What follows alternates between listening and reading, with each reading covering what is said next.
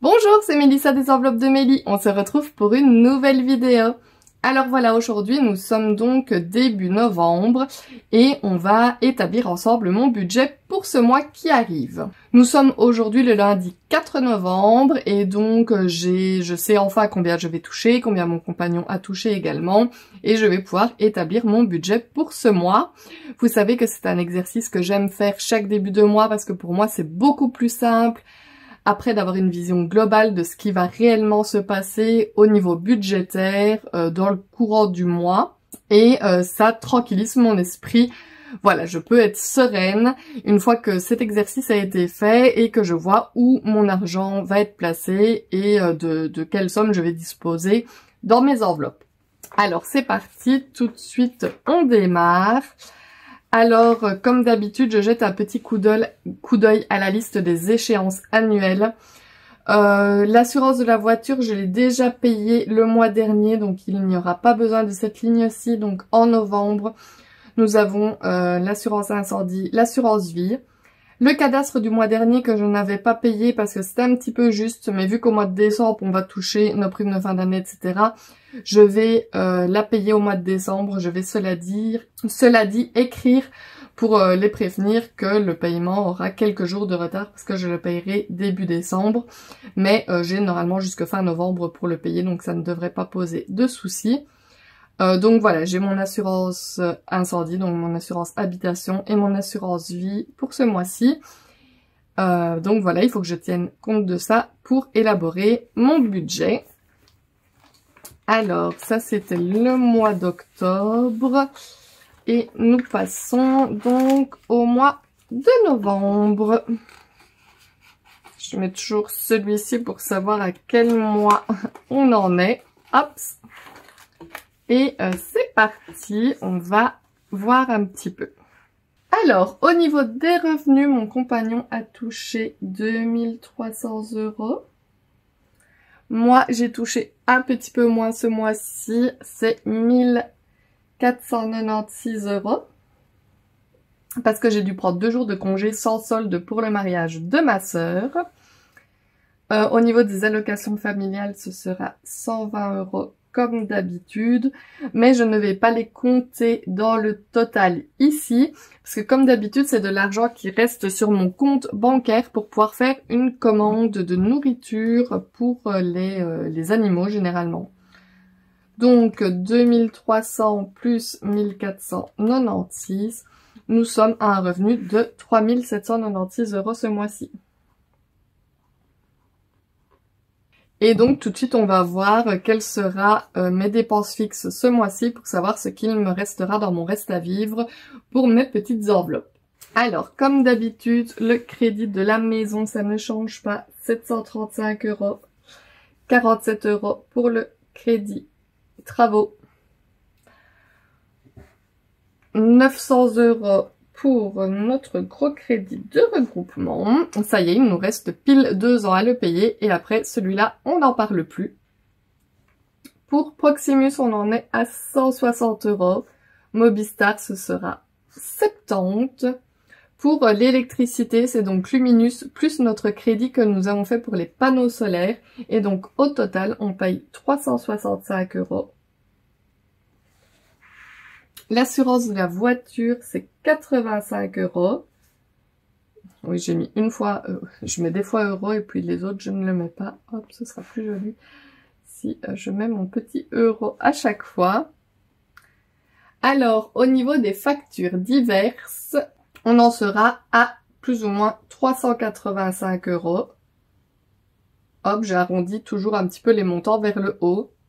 Pour l'eau, c'est 60 €.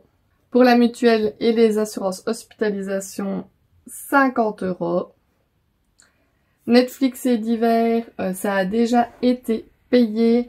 Donc il faudra pas que je les compte au moment de faire les totaux. Mais c'est 25 €. Donc ça, on va mettre que c'est déjà payé. L'emprunt, il n'y en a plus. Et la loterie nationale, c'est déjà fait également. J'ai mis 20 € ce mois-ci. Alors, on va donc faire le total. 2857, je vais mettre 60. 2860 et j'ai oublié de compter ici la facture je viens de m'en rendre compte, la facture de logopède qui est tombée, qui était de 30 €. Je vais rajouter ça ici, on va dire que donc ce mois-ci ça faisait 415 €. Hop, et je vais directement rajouter les 30 € ici, donc 2890 €. Donc nous avions des revenus à 3796 €.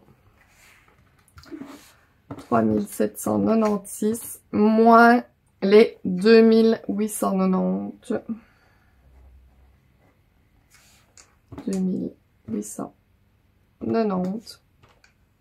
906 € pour mes petites enveloppes. Hop. Cela dit, je suis allée retirer mon argent et je me suis arrêtée chez Action juste après. Très mauvaise idée. Ce qui fait que j'ai déjà usé 50, enfin allez on va dire 50 €, 60 €. Ce qui fait que j'ai au total 850 à répartir dans mes enveloppes. Voilà. Alors franchement je vous le conseille pas, le petit tour chez Action. Après avoir retiré son argent pour remplir les enveloppes, c'est pas le top du top. Donc du coup, voilà, j'avais donc bien anticipé. J'avais fait, cela dit, le calcul en vitesse, mais là je vois que vraiment on est bon. Donc j'ai bien retiré 850 €. Par contre, je ne sais pas encore du tout comment je vais les répartir au niveau de mes enveloppes. Enfin, cela dit, il y a quelques montants qui ne changent pas, donc ça, on le sait. Au niveau des courses, c'est 200 €. Pour la santé, je vais mettre 50 €. Pour l'essence, 200 € également. Alors, pour le shopping, je vais mettre 20 € ce mois-ci. 30 € pour les fast-food. 30 € dans le divers. Pour Lexi, 30 € également. Mon compagnon, ce sera 30. Et moi, 30 également. On fait un rapide total de ceci.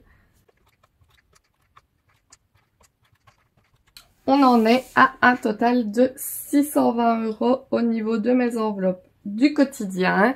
Donc ça, c'est toutes les dépenses vraiment qui sont faites sur le mois.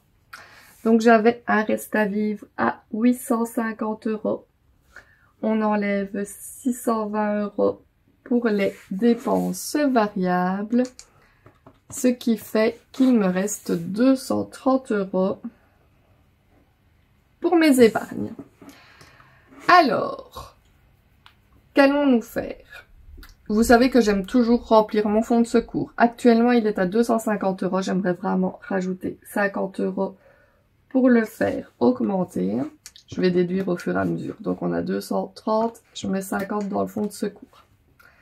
Dans la voiture, j'aimerais mettre 50 € aussi. Pour les anniversaires, je ne mets rien ce mois-ci. Il me reste de l'argent dans l'enveloppe. Lexi est invitée à l'anniversaire d'une petite copine, mais ce qui est dans l'enveloppe est suffisant. Pour les fêtes, il faut absolument que je mette déjà 50 €. C'est le minimum. Ah zut, qu'est-ce que j'ai fait? 230 moins 50, moins 50, moins 50. Il reste 80. Alors, qu'avons-nous ici?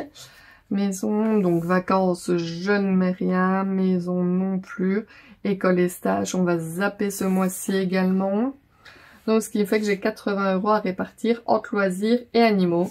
Donc, ce que je vais faire, c'est que je vais mettre 50 € pour les sorties. Et donc, 30 € pour les animaux. Voici donc à quoi va ressembler mon mois de novembre au niveau de mes enveloppes. Alors, j'ai envie de dire qu'il faut que je morde sur ma chic ce mois-ci. Et le mois prochain, on touche les primes de fin d'année. Normalement, je vais également toucher les contributions. On retouche de l'argent également. Donc, le mois de décembre est censé être plus cool financièrement. Donc, ce mois-ci, voilà, on va encore mordre un peu sur sa chic. Bon, cela dit, je vais quand même réussir à mettre un peu d'argent en épargne, donc c'est pas mal. J'ai ce qu'il me faut au niveau de mes enveloppes du quotidien. Et le plus important de tout, c'est que toutes mes factures vont être payées. Tout est en ordre, il y a de l'argent pour chaque domiciliation qui se retire de mon compte. Donc voilà, c'est de nouveau conscience tranquille pour ce mois-ci. Effectivement, moi me dire que voilà, j'ai de l'argent pour payer ce qu'il y a à payer, c'est vraiment le principal. Oui, c'est vraiment... voilà, c'est tranquillité d'esprit de me dire que tout est payé, que je vais pouvoir manger, aller un petit tour au McDo, Burger King, que sais-je, qu'on va chacun avoir un petit peu de sous dans notre enveloppe. Certes, ce n'est pas énorme, mais c'est déjà ça. Il y a des gens qui ne peuvent même pas se permettre une petite enveloppe pour eux. Voilà. Donc, je suis relativement contente. Et voilà. Ici, pour mes animaux, voilà, on pourra s'octroyer une petite sortie. Je ne sais pas si je vous l'avais déjà dit, mais fin du mois de novembre, nous allons à Phantasialand avec l'une de mes sœurs. Je me réjouis, donc du coup les 50 € serviront sûrement sur place pour manger un petit bout ou acheter un petit souvenir. Les fêtes, voilà, comme je vous dis, le mois prochain, on a plus de rentrées d'argent, mais si je dois déjà acheter un truc ou l'autre ce mois-ci, j'ai un petit peu de sous et des petites épargnes pour le fonds de secours et les voitures. Voilà, voilà, petit exercice du mois fini, réalisé. On n'en parle plus. Maintenant, ça va être la phase la plus amusante. Ce sera tout simplement le remplissage de mes enveloppes. Donc, n'hésitez pas à regarder la vidéo suivante si ce que vous préférez, c'est le remplissage des enveloppes. Et voici, c'est donc tout pour cette petite vidéo. Je vous rappelle que si mon budget planner vous intéresse, on peut bien entendu changer les couvertures. J'ai tout un lot de couvertures disponibles pour le budget planner. Je l'ai remodifié un petit peu pour l'année prochaine. Il y a donc le calendrier 2025 bien entendu qui est apparu. Mais à chaque mois, on a également un petit organisateur. Bon, on ne le voit pas ici. Mais en plus, j'ai rajouté une page agenda du mois. Donc voilà, franchement, si ça vous intéresse, n'hésitez pas à aller jeter un œil sur ma boutique en ligne ou à venir me contacter en message privé, sur Instagram. Mon adresse email est également dans la description de la vidéo, vous pouvez me contacter via email. Voilà, donc si mon petit budget planner vous intéresse, n'hésitez pas. C'est donc tout pour cette petite vidéo. On se retrouve juste après pour le remplissage. N'hésitez pas comme d'habitude, si ce n'est pas encore fait, à vous abonner à ma chaîne. Ça me ferait vraiment super plaisir. N'hésitez pas à me laisser des petits commentaires, des petits pouces vers le haut. Et moi, je vous dis à bientôt dans une prochaine vidéo. Bye bye!